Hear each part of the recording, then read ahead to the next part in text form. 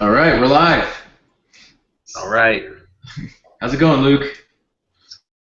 Going well. Thanks for having me. So for those of you, I guess, tuning in, you know that we're here with Luke Dickinson from Wicked Weed, one of my personal, if not my personal favorite brewery in the country, doing some of the most creative, uh, balanced, just phenomenal beers in the country, and it's awesome to have you on. Well, that's really generous. Thank you for the kind words. But yeah, we're just, having fun making some good beer, I think. So, I'm glad to be on the show, and, I think we'll have a good combo. Well, you guys started out in 2009, right? But you didn't open until 2012. All right, we're live. All right. Low feedback. So we actually started out.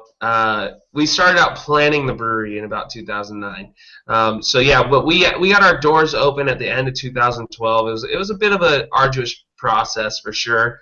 But yeah, we opened our doors and it was December 28th, 2012 of our 91 Biltmore Wicked Weed Pub, and that's kind of our home stay. What we are now referring to as kind of the mothership of Wicked Weed. So it's been a crazy couple of years for sure, but that was it, and that was the start. What was kind of the process going? Because it took you started later in 2009, or even if whatever. I can just tell you about it. I mean, it basically. I was actually living up in Delaware, and I had tried to open two breweries in those couple years there, and I was after the nano brewery thing. Nano breweries were a totally new thing in craft beer. There was only, I think at the time there was 30 nano breweries. I think now there's something like 900 nano breweries out there. But I thought it was a really cool idea. I didn't have a lot of money, and I didn't have a whole lot of experience. But I was working for Dogfish Head at the time, up in Delaware, making some delicious beers like 60 Minute, and one of my favorites, Red and White. I mean, they make some awesome beers. But yeah, I tried to open up a couple breweries, and in that process, my brother Walt Dickinson was kind of helping me out with writing the business plan. And he had his own little business here in Asheville, and he was looking over my business plan. He's like, all right, well, you should change this, you should do this. And we would talk on the phone, and we would drink beers, and he was a home brewer too at the time. So we were kind of sending beers back and forth, and about 6 months into that process, he was like, look, I think we should do this together. And that was really when the Wicked Weed thing really became a reality. It was from that point on. Walt is incredibly talented and extremely ambitious, and I'm a little bit more laid back and slow moving, but because of Walt, we really got moving on some stuff. And over those next couple of years, we developed a really clear vision of what we wanted to do. We wanted to make some creative, delicious beer in Asheville. It's our hometown. It's where we're from. So the only thing we were lacking was money at that point. We had the idea. We had some delicious recipes. And that's when we got in touch with the Guthrie family, Rick, Denise, and Ryan. And they are lifelong family friends. Rick Guthrie is actually my dad's best friend growing up. So we've got like this crazy connection in our family. But anyways, long story short, they tasted some of my homebrew and just really loved it. And they looked over the business plan that we had and really loved it. And they said, we want to be part of this thing with you. And that's where the partnership of Wicked Weed started. And from there on, and once they got on board, it was only about a year until our doors were open. So it was a fast year for sure. What was that vision that you were talking about? You guys are sitting around drinking beers. You want to make good beers, but what's like the vision that just kind of was the epiphany for you that said this is going to happen and this is how we're going to make it happen? Yeah, one of the big things was living in Asheville, or growing up in Asheville. Um, it's a great beer town, and in 2009, it was a great beer town at that time. I think that was the first year that it won Beer City USA. Um, but we felt that there was not just in Asheville, but on the East Coast in general. There certainly are some breweries making fantastic craft beer, but there was a little bit of just a lacking of pushing the boundaries of beer, and that was really what we love to do. We love to um, go into a beer style, a recipe, whatever it is, and find a way to kind of tweak it. Just change it enough where that it kind of makes you think a little more while you're drinking it. And that's what I love to try to create in the glass. And that was really the heart and soul of our entire beer menu, was to create beers that not only tasted delicious but kind of evoked an entirely new experience for the beer drinker, something that they hadn't had on the East Coast. Walt and I actually grew up our younger years until '96 in Los Angeles. And so because of that, we had the opportunity to go back west pretty often. So we've definitely gotten to enjoy some of the huge hop bombs out there, and that was something that was definitely lacking in Asheville, and we wanted to bring that. So that's where our flagship beer, Freak of Nature Double IPA, really came from. We spent a ton of time trying to develop a double IPA that really screamed of that hop character that you get in Pliny the Elder, or beers like the Green Flash West Coast IPA, or I mean, you could go on and on and on out there. There's so many good beers. I was just down in San Diego, and they're just, I mean, every beer is just this dank or citrus bomb or something. So we really wanted to bring that to Asheville, and in that, I mean, that's kind of where we started from. And then we started looking at what else that we felt was missing in Asheville. And at the time, there's only one brew pub in Asheville. So we felt like a brew pub was a fitting representation of the way that we wanted to do things. And so we opened up this pub, and the day we opened, we had 17 beers on tap of our own. Which was crazy, trying to get that many beers on tap right out the gate. I remember our production manager, Eric Leipold, who's just an amazing friend and an even more incredible brewer. He looked at Walt and I as we were putting in the taps, and for anybody that's been to our pub, our downstairs has 5 wood barrel heads, like bourbon barrel heads, on the wall that the taps are coming out of. And so there was originally 25 taps on the wall. We've now upped it to 30, but at the time there's 25 taps. And Eric looked at Walt and I as those taps were going, because I guess we hadn't really explained to him what we were totally thinking. And he said, "So who's going to be our guest taps? Like, what are all what are all the beers going to be that are going to fill out all these taps?" And Walt and I looked at him and we said, "Well, we're going to fill all of them." And Eric is from Philadelphia, and he's a little bit harder on the edge. He looked at us and he said, "You got to be fucking kidding me." Like he was terrified. But within 3 months we had all the taps filled. So, That's awesome. Yeah. What you mentioned something that I've seen kind of come up as a theme for you guys, which is a total sensory approach to beer. Yeah. At the brew house, and I think it starts, and I'll just show the label, but I think it starts for you guys just even with labels that you guys do, which are some of the most visually appealing labels I think around. What is that all? Where does that come from? What's that all about? I personally love it. It's kind of like when you walk into a vineyard in Napa. You kind of like, you're feeling this, Yeah. I'm in the zone kind of thing. Yeah. Is that kind of the same mentality that you're going into it with the total sensory approach to the brewery, to the brew house, the beers. Yeah, I mean that certainly is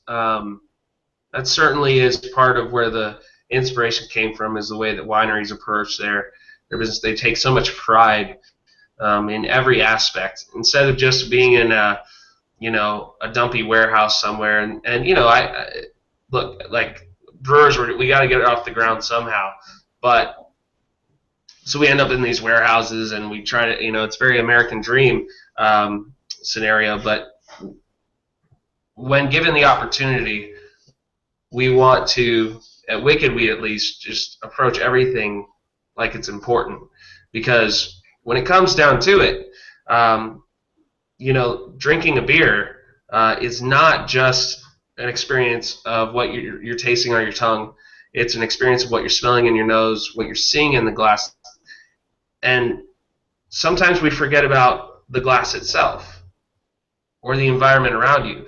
I have some absolutely wonderful memories. I did an apprenticeship for brewing in Germany, and I have never tasted to this day a Pilsner that tasted as good as the Pilsner in this pub that I was working for after that I got done scrubbing out the mash tun, sweating like crazy, working my tail off, and I get out and go up to the pub and have this pint of Pilsner. And it's funny, was that the Pilsner was actually like cloudy, so it wasn't even a perfect Pilsner, but it was the perfect Pilsner to me, because the environment was perfect at that moment, the experience was perfect at that moment. So life in general is just about experiences, so why not take that same approach to our beer and every aspect of it? And the labels are absolutely something that we've taken huge pride in. We've done that in our brew pub. For people that have been to our pub, they've seen that when you walk in the door, we're in an old gas station, which sounds really crappy, but it's actually an incredible building from the early 1930s. We've got like 14-foot ceilings, and it's 2 stories, and tons of beautiful brick work with remnants of the old paint on there. We've got a bar made out of wood that's actually from a local Civil War battleground. Awesome. It's a black gum tree, and it actually has what are the bullets that were from the Civil War, whatever those were called. But they're actually in the bar, so you got like the little fragments of the bullets from the Civil War in the bar, which you get to like feel and touch, and then you head downstairs, and you've got this beautiful stone wall beside the bar, and you've got the texture of the tables, which are made from old things. So it's just this whole experience, and that's what we try to evoke in our pub. So we wanted to bring that to people in the bottle as well, and luckily we found an incredible artist in Howell. He's pretty much full time with us now, but he's incredible. I don't know what that dude did in his previous life to come up with these crazy images, but he is a brilliant artist, and he really throws everything that there is to throw into these labels and make them beautiful. Yeah, so. I mean they're really, really amazing. And I think what your point of the whole experience is kind of it's an underappreciated point. I mean, there's something to be said for that environment. And like you were saying, when you were talking about Germany, all I kept thinking about was drinking Czech Pilsners in Prague, and it's just you're looking at the open fermentation down at the end of the bar. They got it glassed off, but there's open fermentation going on. Yeah, it's a whole sensory approach, and most of the places are going to have your foods that they want you to eat with it. And I know you guys do food too. Yeah. Does your menu ever is your menu purposefully kind of crafted around the beers that you're going to be having on tap at any certain time? Or is there any thought given back and forth between food and beer when you're coming up with a new recipe, maybe? Yeah, so there's the occasional time that we're thinking back and forth between beer, but we're actually a little bit strange in that aspect of the way that we do things at Wicked Weed, because we don't really have a core of beers. We have Freak of Nature Double IPA is the only beer that we try to keep on tap all the time. We've been open, like we said, since the end of 2012. Since then, we have brewed a little over 230 different beers since we opened. So, that's my job personally. That's what I love to do. That's kind of what I'm tasked with, is coming up with new ideas with my brother Walt. Um, and a lot of times Walt will come up with a crazy idea and approach me, and then I'll write the recipe for it. But that's what I love to do, is write the recipes. So How do these ideas kind of come about? I mean, and I guess before we talk about that, I'm going to show the Amorous. I want to talk about it. Maybe we can use this as an example of a kind of how the idea came about for this beer. Sure. This beer, for anybody who hasn't had it, is just it's a dry hopped American sour ale. It is a phenomenal beer from start to finish. I mean, I just poured the bottom of the glass. It's normally kind of clearer than this. Just pour the bottom of the bottle. The color's beautiful. The smell is just so refreshing. And then you kind of think, oh, tons of hops in a sour. I don't know. Yeah. This thing works so beautifully, citrus and tropical. And what is so? I guess based on my last question, we'll use it as an example. I guess, can you kind of walk us through the thought process behind this beer? How did it come about? So, I mean, that's actually a really good example of one way that we go about creating beers. My brother Walt runs our sour program. I run the non-sour program of the brewery. We have two separate facilities. We have the Funkatorium, which is about 3 blocks from our pub, and that's our barrel house. We've got 600 wood barrels in that building and a foeder and stuff, and that's where we're doing the sour beer. So Walt really is the driving force between the sour beer, or of the sour beer.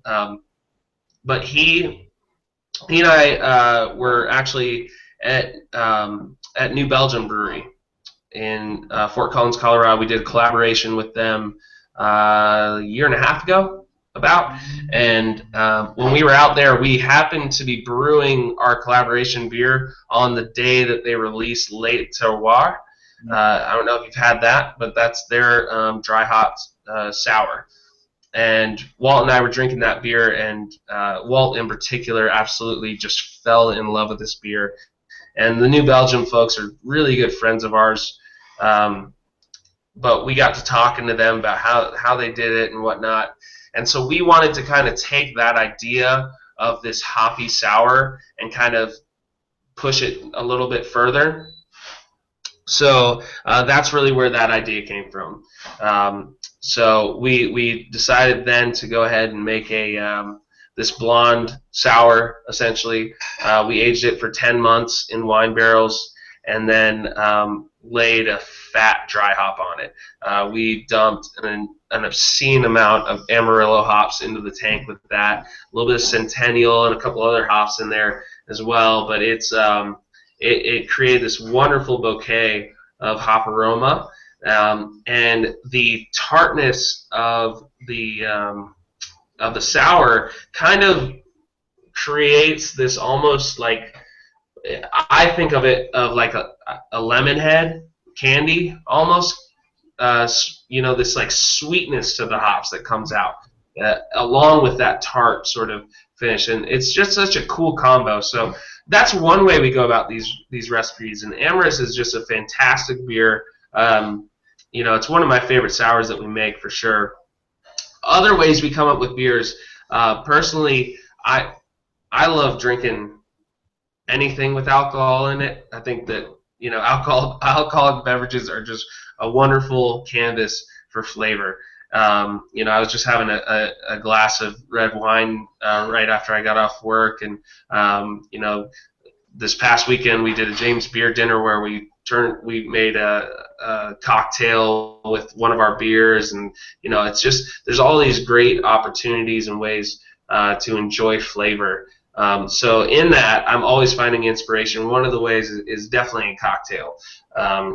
We've got probably about 5 or 6 different beers now that we're making that are based off of cocktails that I've had just on travels. One, for instance, is our summertime best-selling beer that we make. It's called Cool Cumber, and that was based off of a cocktail that I used to drink in the summertime. I love Hendrick's gin.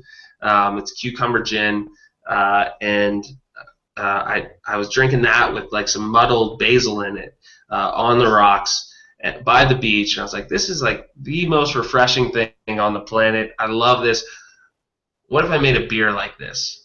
So I started playing around with this idea and created this golden ale that's made with fresh cucumbers, juniper berries, and basil. It's about 5% alcohol, and it's just this wonderfully refreshing beer that we make in the summertime. So, inspiration is never coming from one place for us at Wicked Weed. It's from all over the place because, it's just something I love making beer. I love creating recipes, and my brother does too. And so because of that, Walt will go on a trip to wherever, British Columbia or something, and come back and have an idea for a beer because he saw this crazy plant or something.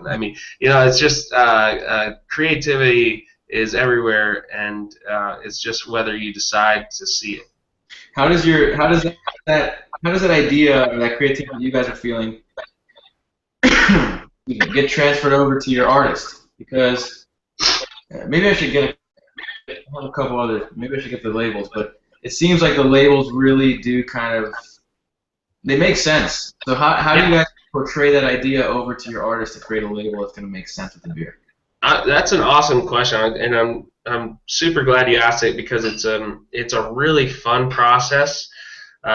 Because essentially what we'll do is we'll get together with Howell, Walt, and I, and Erin Jones is another key person in the creation of our labels.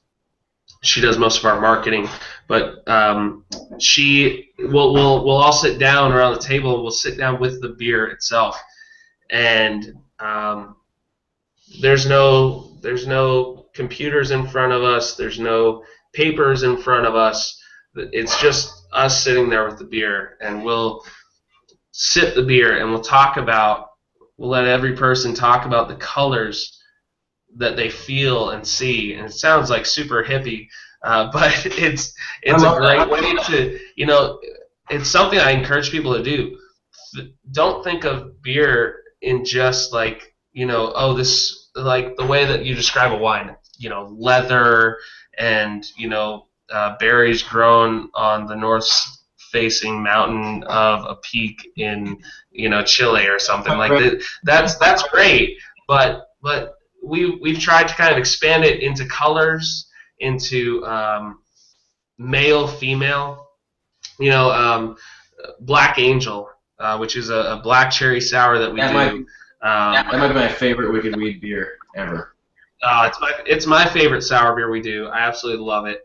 But that was when we sat down, and it's this black beer that's 8% alcohol, and it's sour. Everything points to this thing being like manly and all this stuff. But we're sitting there and we're sipping it, and we keep saying this is so delicate and it's so beautiful, and it was very clear to us that the beer was actually feminine. And so the first time I had I put a picture up on Instagram. The first time I had it, I was sitting at the table, and I put the beer down, I put the glass down, and I look, and it's like it just happened to be positioned in front of this vase of purple orchids that we had. Yeah. And I was like, this is it's such a soft, beautiful beer, and you think when you put black, you think you're gonna get hit by this roast, and it's just so many delicate, subtle flavors, one after the other. It's such a phenomenal beer. Yeah, I mean, and that's just it. Yeah, I mean, that's the whole thing. So it's a really fun thing to do. Is like sit down and think of beer as like not the color of the beer, but the colors that you see when you're in your mind when you're sipping the beer. Whether it's male or female, whether that it evokes feelings of being in the countryside or like on a busy street in New York. What is it that this beer's physically doing to you? And so through that conversation, Howell then kind of absorbs all these things that we're saying, and then turns that into these beautiful images that really, like you said, there is some connectivity to the beer that's in the glass and the image. So You see people doing this more often now. I mean, it seemed like we have people really talking about food that way, really talking about wine that way, and it seems like now people are finally starting to realize, and I think it's thanks in part to breweries like yourself, breweries like Side Project, really nice, delicate. yeah, they're doing fantastic stuff. Because breweries like yourself, people are starting to really think about these beers as more, and then maybe even getting exposed to some of the other Belgian beers like Cantillon and those kinds of beers. People are starting to really think about these things as more than just a substance in a glass. You see that kind of happening in Asheville? Yeah, I was just hanging out. I'm great friends with most of the breweries in Asheville. We have an incredible, just an incredible beer scene in Asheville. Everybody supports each other so much. But some of my best friends are the guys over at Burial Brewing, and they just moved from being a 1-barrel brewery to a 10-barrel brewery brew house recently. And they're making some phenomenal beer, and really are diving into the other just the other areas of creativity in beer, not just what's in the glass, but they're making some great merchandise. They're making some beautiful labels on their bottles, and they're making some beautiful flavors in the glass. So I think that Asheville is just going to continue to become more and more interesting place to drink beer. Right now we've got, just from our pub, our Wicked Weed pub, to our Funkatorium, which is just over 3 blocks. In that walk, if you walk south from the brewery to the Funkatorium, within that little walk, there's 8 breweries that you're going to touch. So that's an incredible amount of beer being made in such a small area, and with that comes an incredible amount of creativity. So it's a fun place to be right now, for sure, as a brewer. That's so cool. I'm sure you guys are drawing inspiration off each other, and you guys are pushing each other to do even better. And the other thing is that you guys are pushing the envelope, but everything's so bad. Yeah. Sorry, say that again. You guys are pushing the envelope. Everything's so incredibly balanced. And I think that's something now, as we're seeing a lot more breweries pop up. There's a lot of breweries trying to push the envelope. Yeah. And I think a lot of them are losing focus on, let's make a good beer first. Right. Yeah. And that's something that I think you guys, you deserve more credit than I can give you for that. Well, thank you. It's not necessarily like using restraint, I would say, creating beers that are balanced, but it is just approaching a beer and recognizing what could go wrong. I mean, that's really like when we're trying to do like a great story is we have an amazing group of employees at Wicked Weed, and every quarter we do a competition with the employees where they get to write down a beer idea, and I'll go through and pick my favorite beer idea from the employees, and we'll make that beer at the pub, and they'll come and brew it with me, and go through the whole recipe creation process. And one of them that we created in that process was a French toast stout. Cool. One of the employees said a French toast stout, and I was just thinking, okay, that's gonna be weird and kind of hard to do. So let's do it. So we sat there and we looked at, okay, how can we get the flavors of French toast in the beer? And we don't have a pilot system at Wicked Weed. Our pilot system is a 15-barrel system. We make 500 gallons of pilot beer every day. We just go for it. And so with that, we're always trying to find ways that we can ensure our greatest chance of success. So but we also want to push the envelope. And I've fallen in love with the process of tincturing, which is where basically, like with this French toast stout, we designed a delicious stout recipe that was killer, and it's 9% alcohol. It's got a great mix of chocolate malt, roast malt, a little bit of black malt, some caramel malts to really give it this wonderful sweet backbone to it, and then we dry it out with maple syrup.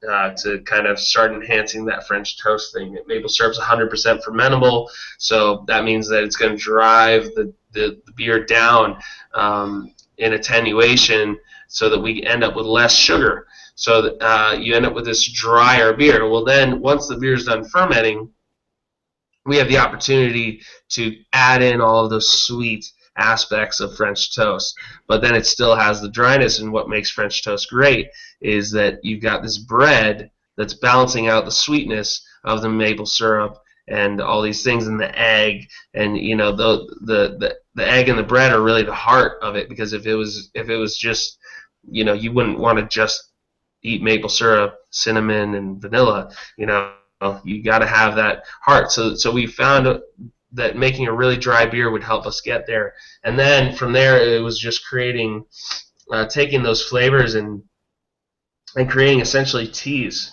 out of them that we could infuse back into the beer until that we created the flavor that we wanted. So we do a lot of that at the pub, and I think that's a super fun way to play with flavors and sort of minimize risk a little bit.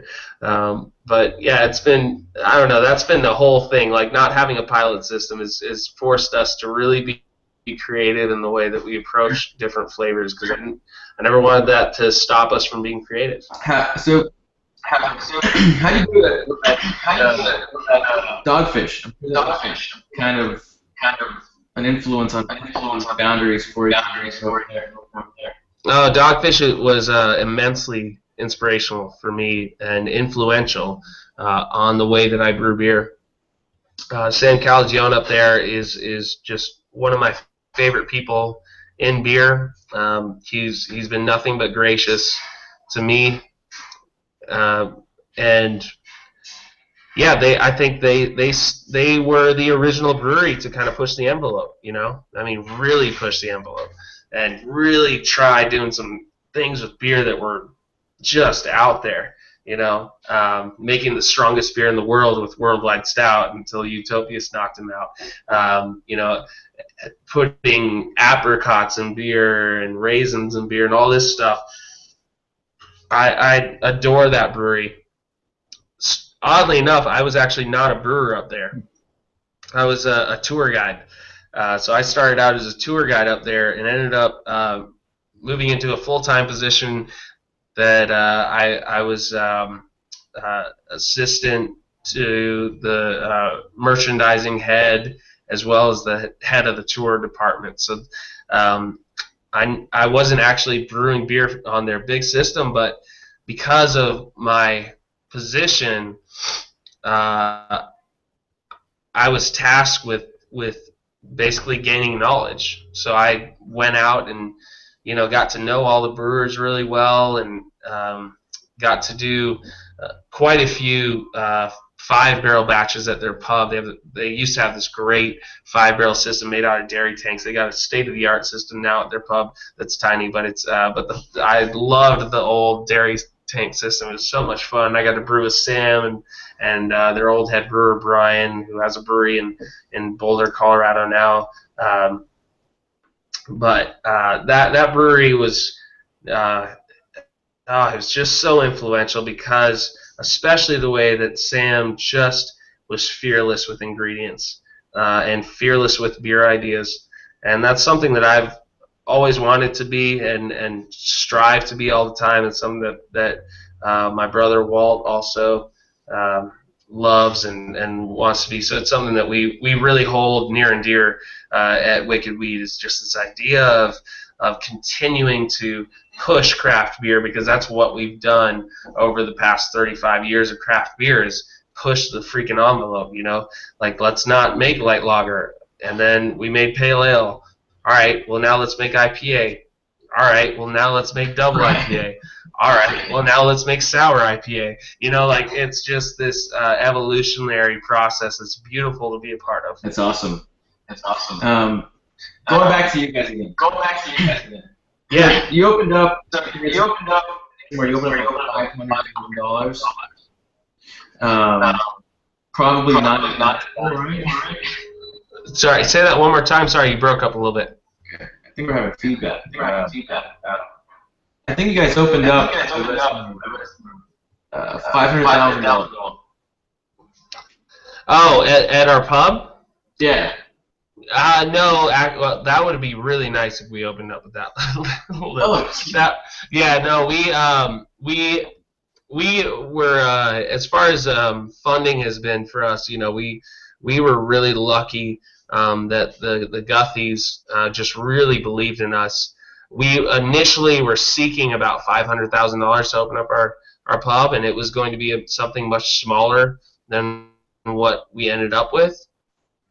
But the Guthy family really believed in what we were doing and threw quite a bit more money into that, more than double that, to create what Wicked Weed was when we opened the doors. Because they wanted something that was, top notch, really. And Rick and Denise and Ryan have been paramount in the creation of that whole site.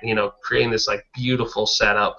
If you go in my bedroom right now, I've got like no pictures on the wall and like a bedspread and I've got a bunch of beer in the fridge. I don't know. I'm not the person that's going to design the brewery. So I'm thankful for them for sure. Good. But now you guys are moving into $5 million. Yeah. So our new production brewery, which we're all just super stoked about right now. It's gonna hopefully be up and running by August. That's what we're hoping for. I can by no means promise to the people that are waiting on bottles of Freak of Nature that they'll be out in August. That is high hopes. That would be best case scenario. But we're definitely, we're definitely thinking by fall. But we decided about a little over a year ago, to go down the path of creating a production brewery and really, bumping up the amount of beer that we're making. Right now, we brew on a 15-barrel brew house. Our first year, we did about 2,500 barrels of beer. Last year, we ended up doing 4,800 barrels of beer out of our pub. This new production brewery, our first year there, we're going to be able to, with the tanks that we have, we could make up to like 12,000 barrels of beer. I don't think we're going to do that our first year, but we'll have the capacity to do it. And the capacity of the brew house and the facility that we're in is enough to take us eventually, with the purchase of more fermenters, up to 50,000 barrels of beer, which is a pretty substantial amount of beer. That's how much beer Dogfish Head was making actually when I started working for them. I think now they're making like 300,000 barrels of beer, but it's a good amount of beer. So we're really excited about it. It's a beautiful state-of-the-art brew house, brand new from Newlands, which is the same brew house that Oscar Blues uses, quite a few other breweries as well. But Oscar Blues is local, so that's why I note them. But it's a 40,000 square foot building. We got 8 acres. We're building this beautiful uh, event space out back that we're going to be having multiple festivals for Wicked Weed, one of which is the Funk Asheville event, which I think is June 18th this year, and we invite sour breweries from all over the country to the event. There will be breweries like Cascade and Crooked Stave and all these, Jester King. These type of breweries will be ended up at our facility out there this year, which is going to be really fun. But yeah, the whole production brewery thing is just an opportunity for us to sort of get our beer into more people's bellies. I mean, when it comes down to it, we're a tiny brew pub trying to make as much as we can, and it's been just so cool that people are enjoying our beer as much as they are. I am freaking stoked to have bottles of Freakin' Nature in my fridge because I'm a hophead. Like, that's my beer. I love Freakin' Nature. I can't wait to have it at home. I'm going to have to start running a lot more, but it's going to be good. So That's it. That's it. That's what it comes down. Exactly. Yeah. So, what is moving into a $5 million facility do for not only your company but the local community with regard to new jobs, how many new jobs are you creating? Yeah. I know you guys told me you guys stuff in North Carolina. Yeah. So I imagine it would add jobs there as well, not only in the brewery. Definitely, and this it's been a cool process because going into it, to open up this production facility, we needed to find a building that could house what we want to do.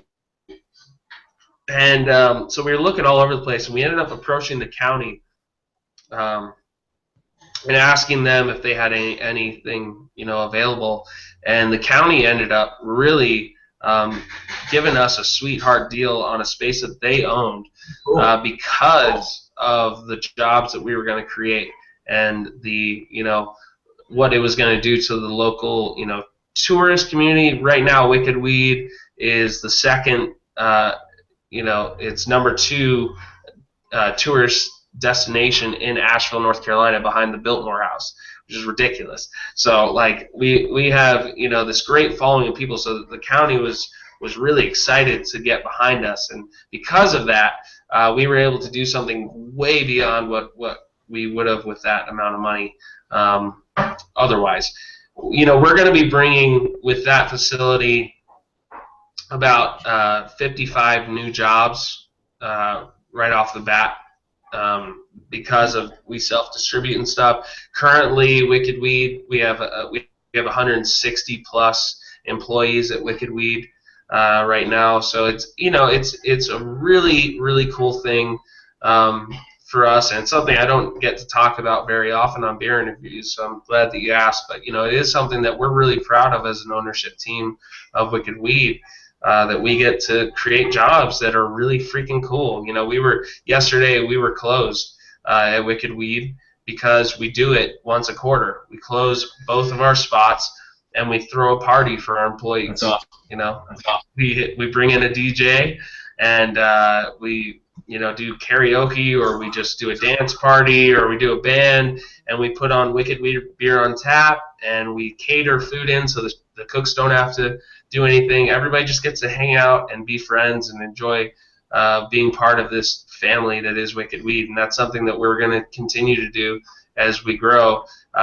It's an amazing thing to be able to, it's an amazing responsibility, I should say, to be an employer, and with that responsibility, we have to continue to respect and love the people that work for and with us, because that's what makes Wicked Weed. Like, all those employees are what make Wicked Weed. There's, we have hundreds of thousands of people come to Wicked Weed every year, and probably 50 of them meet me or my brother or one of the brewers or something. But all of them meet those servers and the bartenders and stuff. So we have an amazing group of people, and we're just going to continue to try to do that as we grow that production brewery with our sales team and all that stuff. Yeah. So those parties are good to weed out happen or not.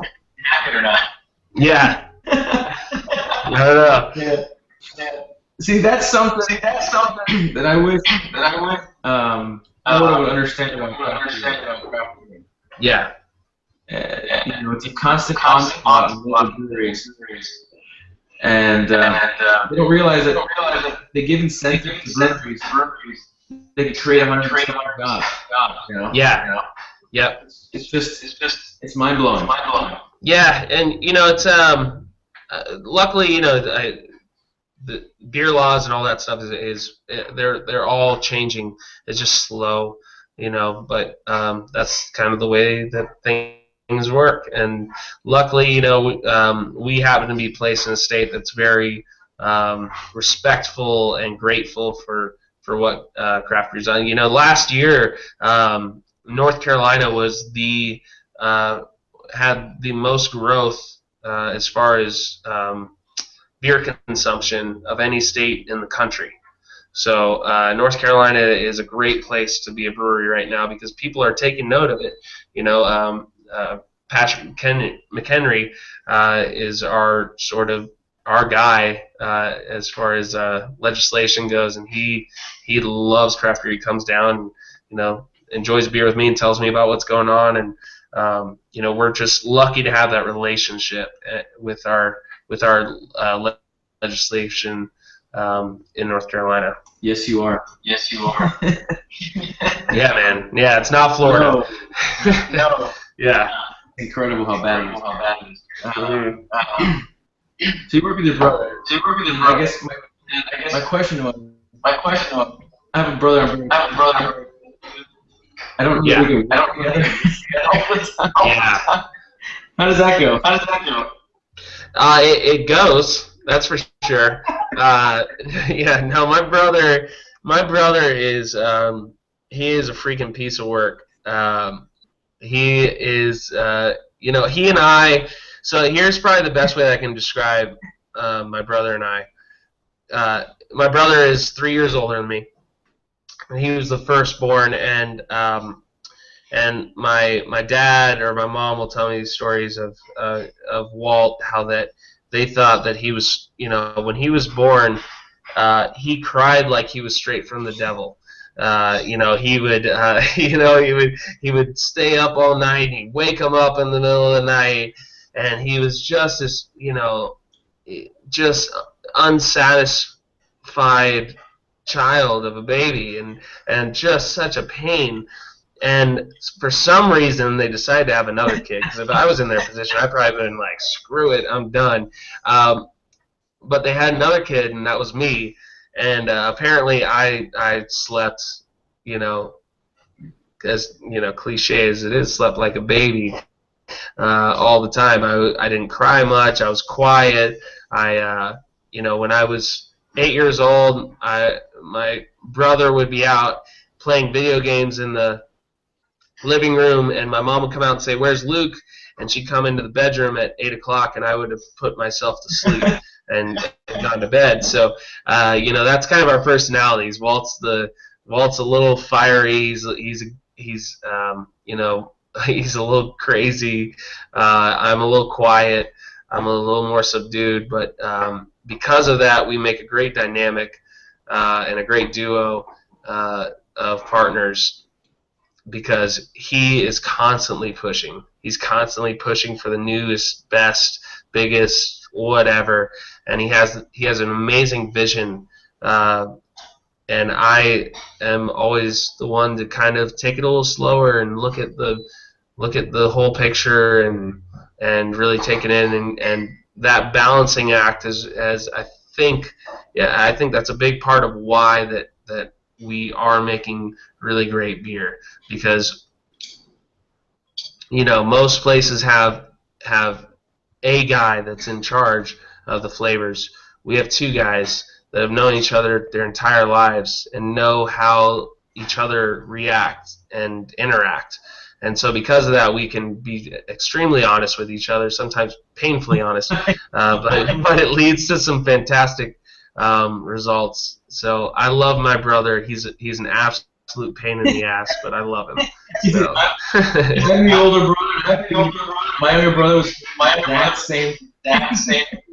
Yeah, yeah. It's hilarious.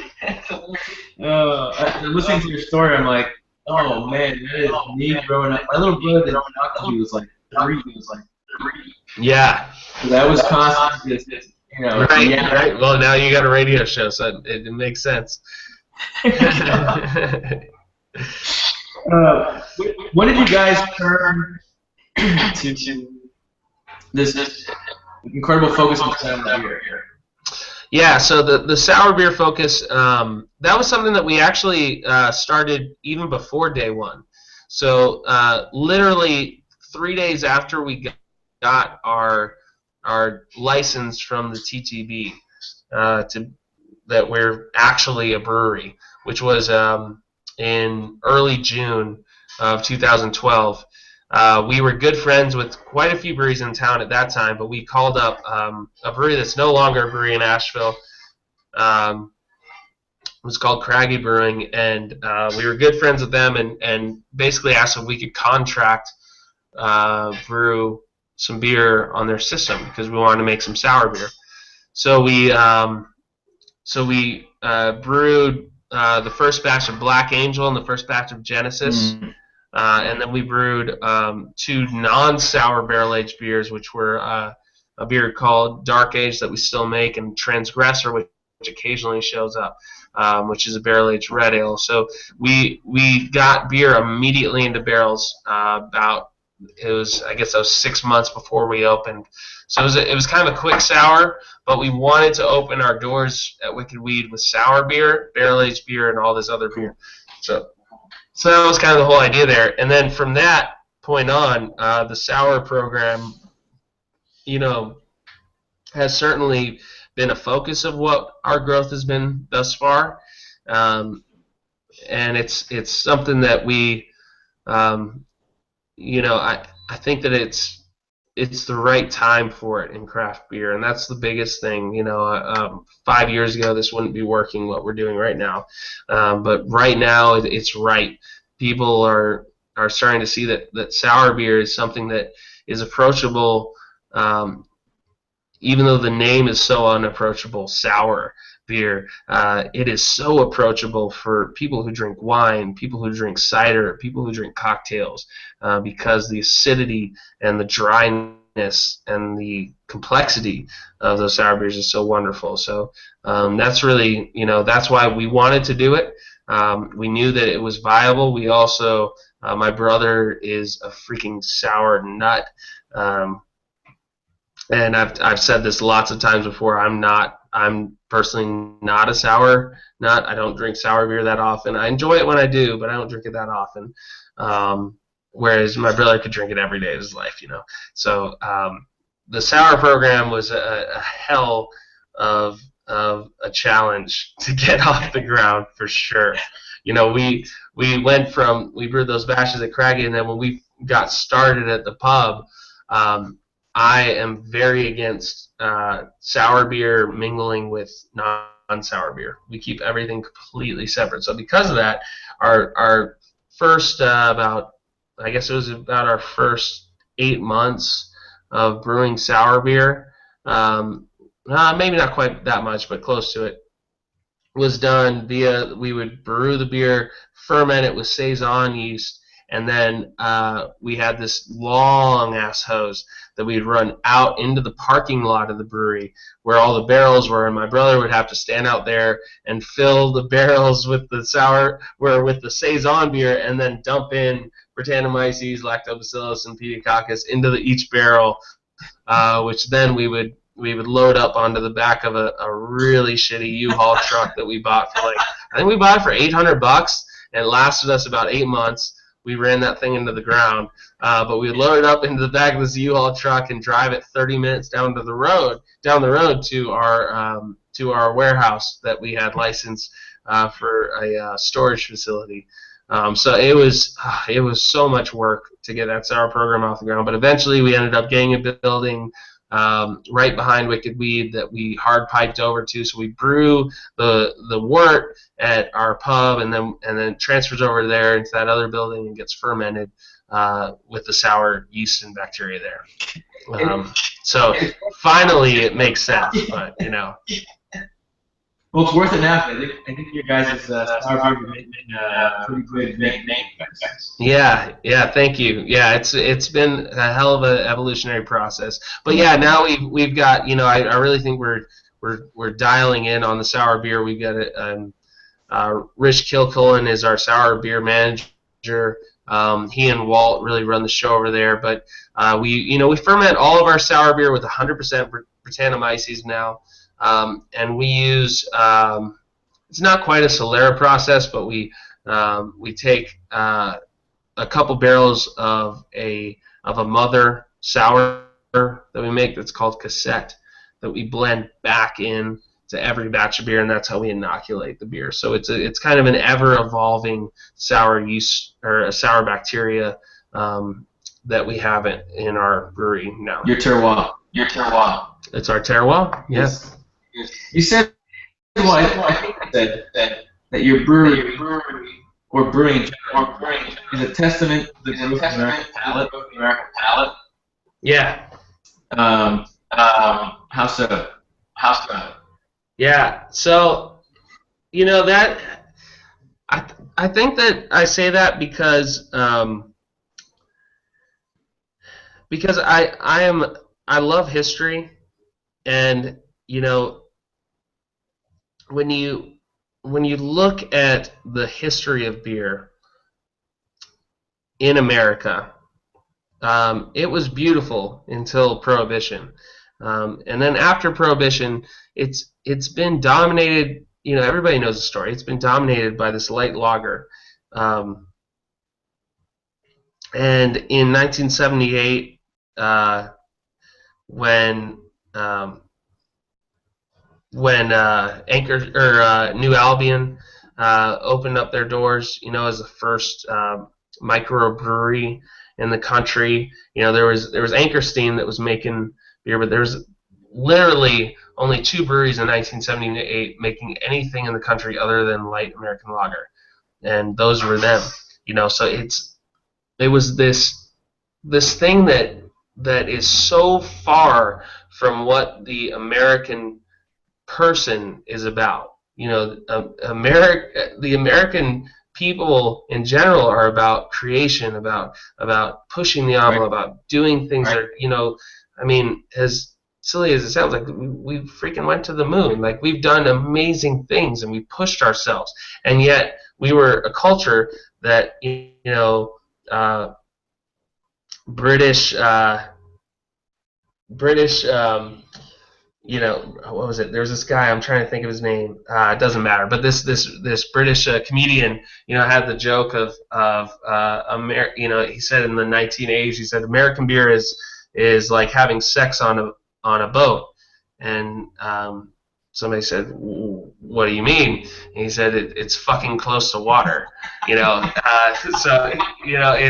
that's what it was. That's what beer was, and it was so far from what that we as a people represent. So as craft beer kind of evolved, people's palates started evolving, and now in Asheville with Wicked Weed, I get to throw the craziest shit in beer, and I try to make it taste good, and most of the time I think it does, but people are so damn experimental now, and they are so willing to try anything once, maybe once and a half, and I absolutely adore our fans, and I adore the people that are drinking beer, and drinking Wicked Weed beer especially, but drinking craft beer especially. it's just an incredible time. It's an incredible time to be a beer drinker because there is no limitation to what we can do because people are willing to try it, and that's beautiful. It gives such a great opportunity to people like me to do what I love. Sure. Sure. That's really true. And sitting outside of the fence that isn't brewing. Well, it's Yeah. costly to go to the local restaurant or walk 20 different Yeah, exactly. Here's something I've been talking about a lot lately. I don't know if you have an opinion on it, but I think we're gonna have some issues coming out. Yeah. The amount of craft breweries compared to the amount of tables available at restaurants. Sure. Craft beer is a very collaborative environment. Mm-hmm. Do you see that being threatened by not breweries opening, not space in the retail? Yeah, I do. I do, honestly. I think that, I am.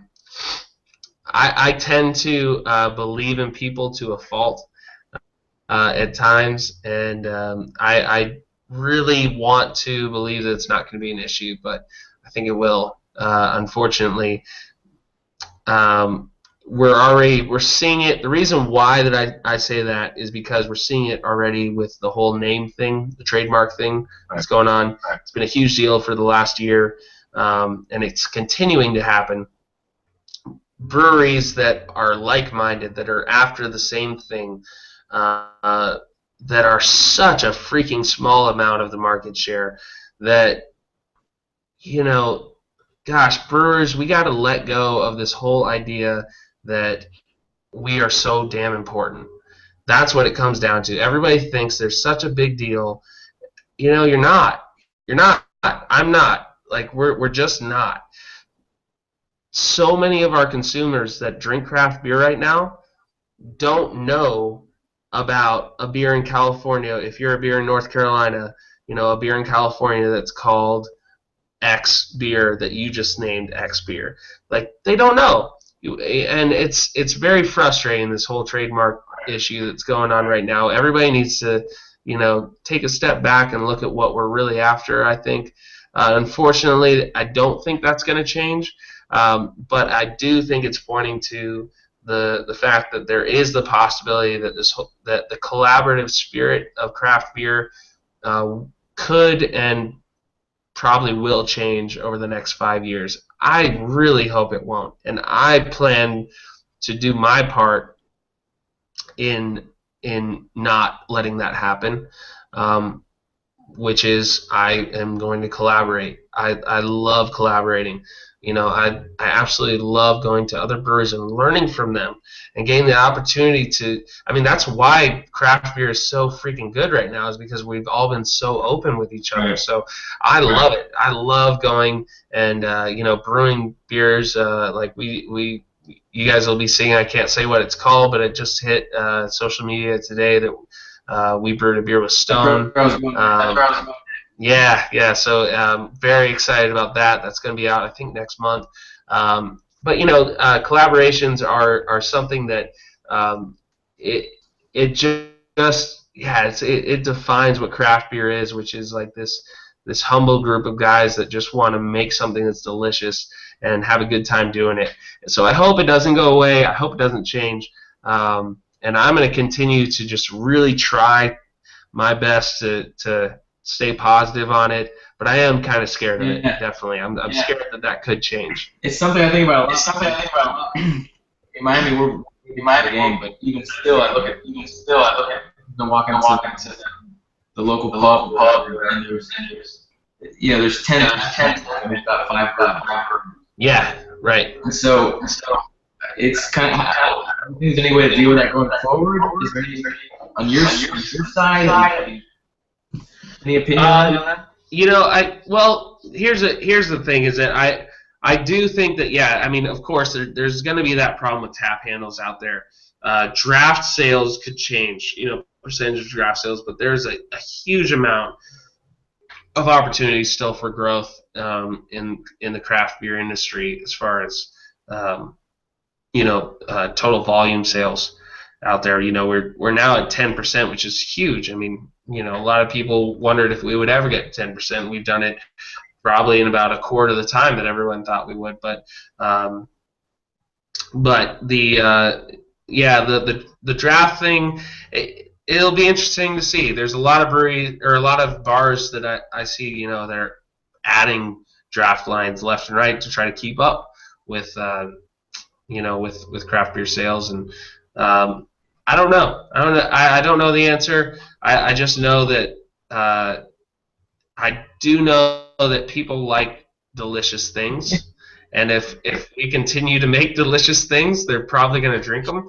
And if they're going to drink them, that means that the people that are selling them are going to find a way to let those people drink them. So, it's in the wise words of Malcolm, I think was his name, from Jurassic Park, life finds me. So, capitalism is yeah.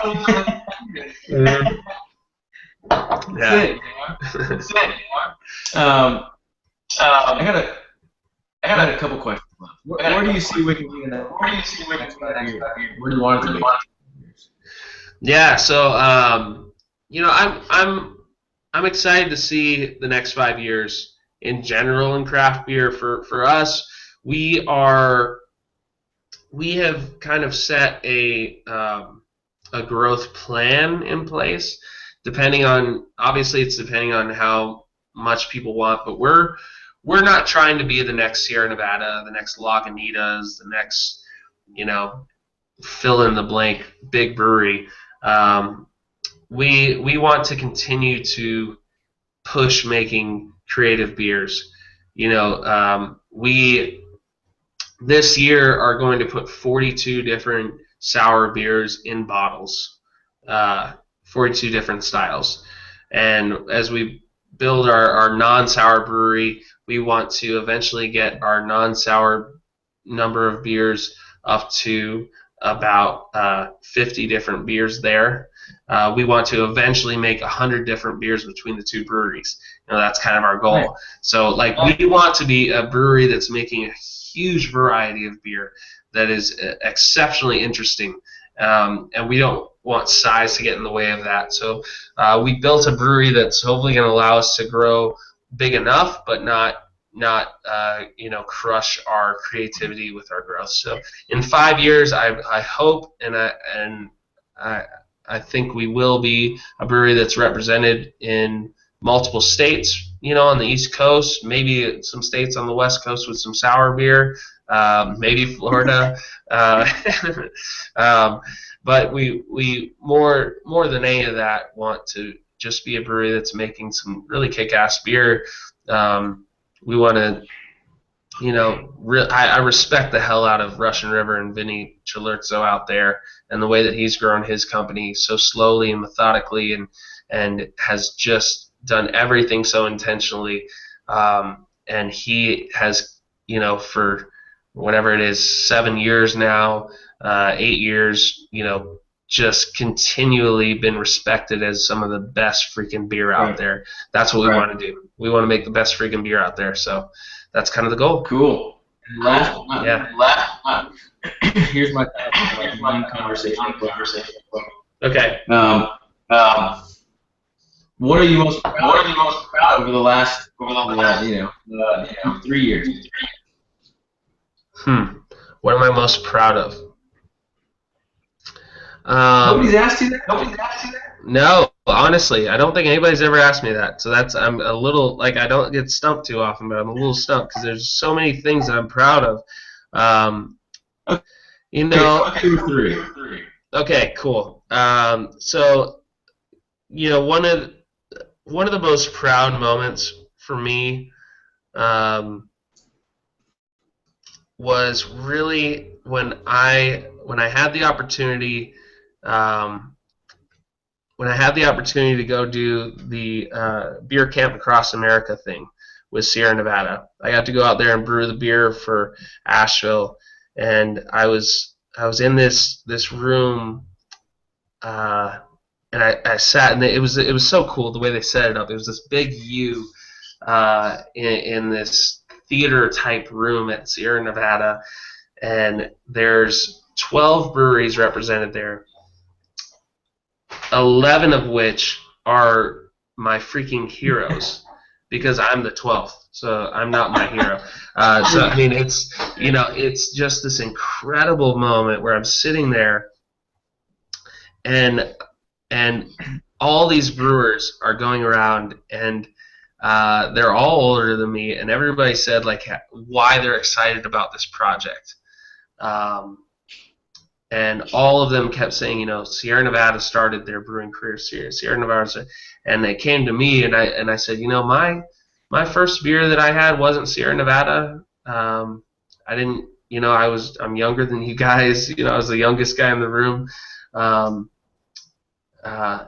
I was just really honest, and I felt super awkward afterwards because everybody else was like Sierra Nevada, Sierra Nevada, Sierra Nevada. So then we got done with that whole introduction thing. And I go, and I'm like nervous as hell, and I go and I grab a beer from the bar, and I turn around, and Ken Grossman is standing there from Sierra Nevada, and I met him before, but he comes up to me, he says, hey Luke, I just want you to know that you make really great beer, and to have somebody of that stature. That is such a hero to me. Tell me that I make great beer. That's one of the most proud moments that I've had as a brewer. That's like that. It's just something that that I'll cherish for a long time. Yeah. So that was a cool moment for sure. That's a pretty good end. Yeah. That's pretty cool. Yeah, man. Yeah. No, you're good. No, I think that's it. I had a great time. I really wanted to get you on here. Yeah. The 10 questions. Last year, I really wanted to get you guys into conversation. Really intrigued by your brewery and again the entire sensory perception, from the bottle to the smell, to the taste, the look. Just one of the breweries most excited about country. Well, man, I really appreciate you having me on. It's been really fun, and I love doing these things because I end up learning, or in some way I end up learning more about Wicked Weed when I do these things, just because you guys who do these shows are so freaking good at asking questions. So thanks for just having me on and asking some really cool questions, and I hope it was fun for everybody that listened. And obviously if anybody's in Nashville, come check out Wicked Weed, and if anybody's in Florida, just console everyone there, because it's a sad place. So, I'm just kidding. Sort of, right. Yeah, sort of. I think it's the perfect way to end it. Yeah, cool, man. Well, cheers. Thanks so much.